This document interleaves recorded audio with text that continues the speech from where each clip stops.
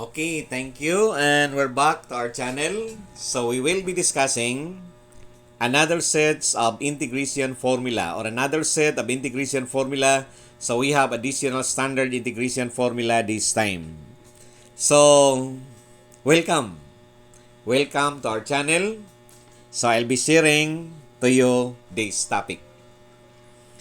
So for integrands involving sum or difference of two squares, like a squared minus u squared or u squared plus or minus a squared. So if this is present or these are present in our given, so that would also mean that if ever, so this formula may not be recalled, then the method of trigo substitution can also be used to solve this kind of problem or a problem wherein this formula can also be used. But it would be good to use the formula directly than to use a trigo substitution because it will really take time.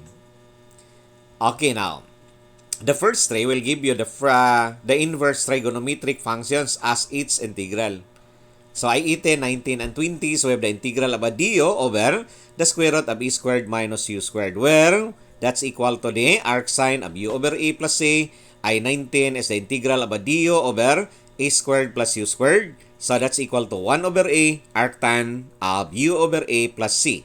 So I-20 is the integral of a do over u over times the square root of u squared minus a squared, which is equal to 1 over a arcsecant of u over a plus c.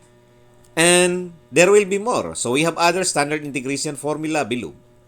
I-21 is the integral of the do over the square root of u squared plus or minus e squared. So if that's plus, then you follow the plus sign. If that's minus, then also follow the negative sign here. Okay?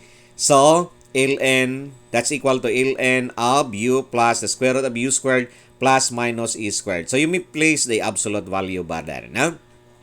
Okay, so we have the integral of a do over a squared minus u squared, and that's equal to 1 over 2a ln of absolute value of the ratio a plus u over e minus u plus c.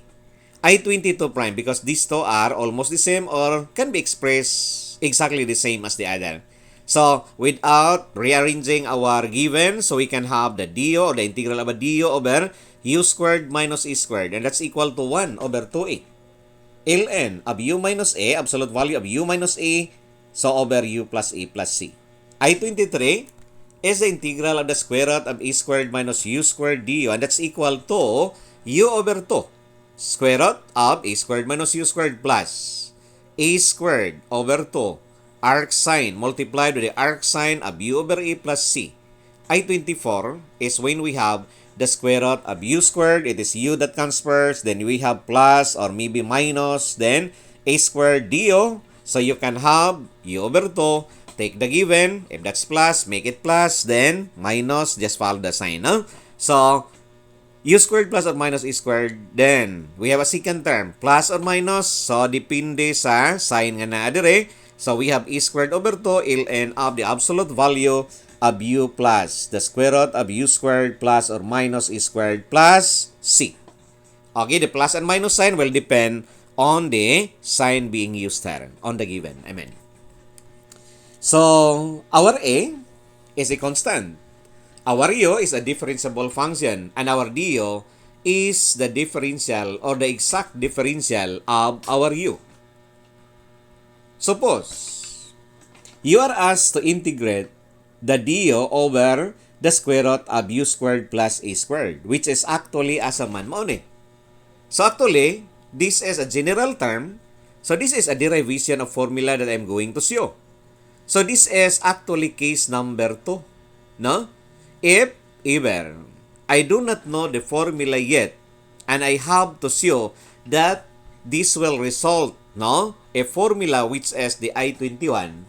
So I'm going to start with a trigo substitution before the formula will be used. No, because I want to show a sample of the derivation of the formula. Case number 2 in trigo sub, so that is equal to u equal to a tangent theta. Then du is equal to a square of secant theta d theta. So there is already a replacement of a du. The whole expression where the case is identified will be replaced once out from the relations obtained by constructing a right triangle. The tangent theta is a ratio of u over a. Correct? Gikan ini. Imo lang isolve what is tangent theta. It's u over a when you divide by a both sides. So that's from 1. Then the triangle. So opposite over adjacent. So opposite is u, adjacent is a. Pythagorean theorem is applied. U squared plus a squared, take the square root to have the length of the hypotenuse side. Then, ang atong buhaton, after we have the sides of the triangle completely leveled, no? Then I can form a ratio between the irrational side over a constant. Hypotenuse over an adjacent side. Okay? So, in our figure, the ratio of the square root of u squared minus a squared. This is plus, correct? This is plus. Nanisayop na sad, no? Basta, plus na ha. Di na kumusab, gamdugay ta. So, u squared plus a squared, which is kine, over a is equal to secant theta, correct? So, which is equal to the numerator. So, u squared plus a squared is equal to a secant theta, correct? Plus na ha. Plus, plus. Okay? Ayaw na lang. Unlike ang dislike sa ako ang post, no? Wala na gamit na ko, no? Okay, so, we have a ratio. No? So, ang ato ding ratio, ganina, we'll have to go back on that, no? So, ang ato ding square root of u squared plus a squared is a product of a secant theta. So, we can now replace with our du, sa ito ipuli, the du is a secant squared, theta, theta, and our denominator is equal to a secant theta. We do the substitution. So, we reduce the Lewis term by removing a common factor. So, we take the integral of a secant theta d theta. By formula, it is equal to the ln of secant theta plus tangent theta. Correct? Okay. Restore your variable. So, I can go back to my figure. Okay? What is secant theta by definition? Secant theta is hypotenuse over adjacent. Tangent theta is opposite over adjacent. So, restoring your variable, ln of, okay, so that is the substitute. So, I'm adding to fraction with the same denominator of a, correct? Okay, so, I copy my common denominator, I have the sum of these numerators. Or I may write first u plus the square root of u squared plus a squared. Okay, now, according to property of logarithm, I can take the ln of the numerator side minus the ln of the denominator side a. Minus ln a plus c. ln a is a constant and c is also a constant. So, you can perform the operation of these two constant. So, if we have a sum of constant and they are all arbitrary value, the sum of this remains to be an arbitrary. So, instead of having minus ln a plus c, so, ibutang na siya og c tanan. So, there I have a derived formula. So, we have this as the formula. And if this is minus, so you will arrive with this same result as this. A sample in the formula derivation. Because our formula can be verified by trigo substitution or by differentiation. So, pwede nimo i-differentiate niya ka rin mo gawas as answer. So, we are now ready to use all those formulas. Evaluate using integration formulas. Okay, so we have dx over the square root of 3x squared plus 4.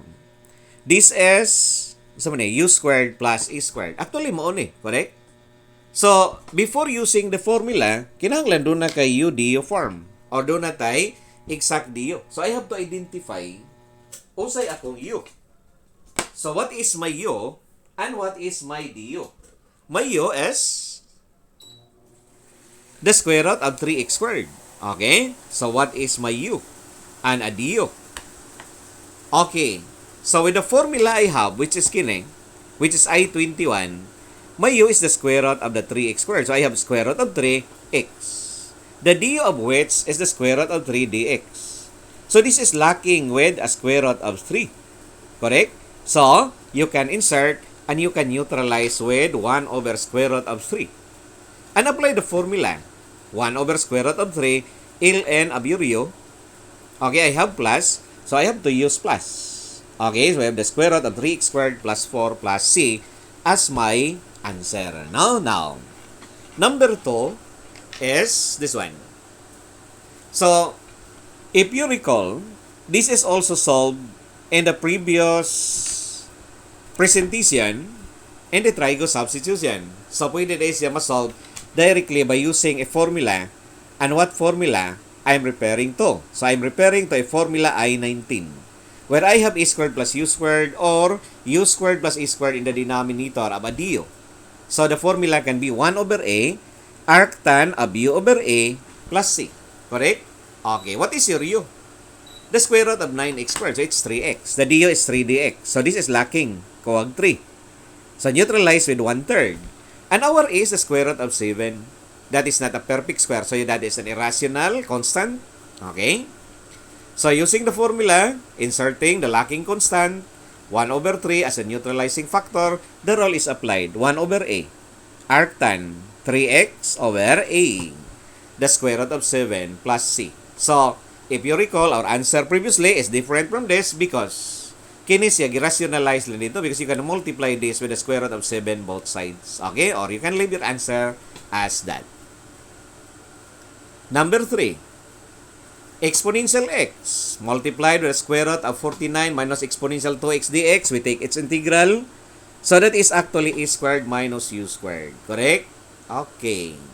So what is our u? Or what is the formula applicable? That's the I-23. Okay, what's your u? The square root of exponential 2x. It's exponential x.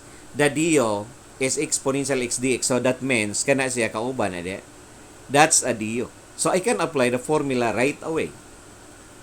Okay, so u over 2. This is my u. That's over 2, correct? So the square root of 49, I just copied the given. Plus e squared. So kung e squared, then I can take the entire constant term. 49 over 2.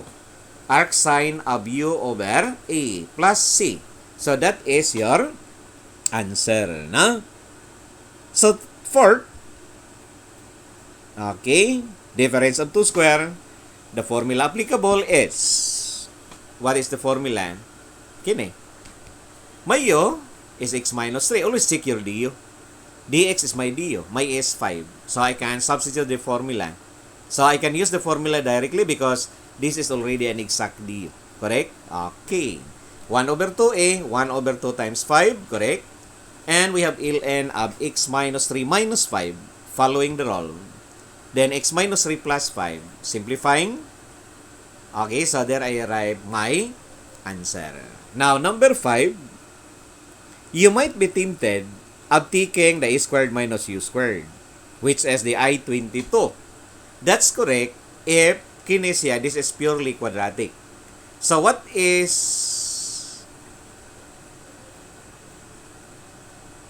the problem here of using I-22 is the presence of x in the numerator side. So, if there is a linear factor here, the denominator here, which is 25 minus 16x squared, will be taken as our u entirely so that the du will include your unsa x dx. So, it's minus 32 x dx. So, instead of using I-22, you can go back to I-5, no? So, in I-5, so, because this is not purely quadratic, there is a linear function that is, or factor that is involved. So, minus 1 over 32 as a neutralizing factor. So, we have ln of. So, we're using the du over u form, which is the I-25. So, do not forget that in using the new sets of formulas, then do not forget that it's also possible to use the other set of, or the previous formula presented to us before.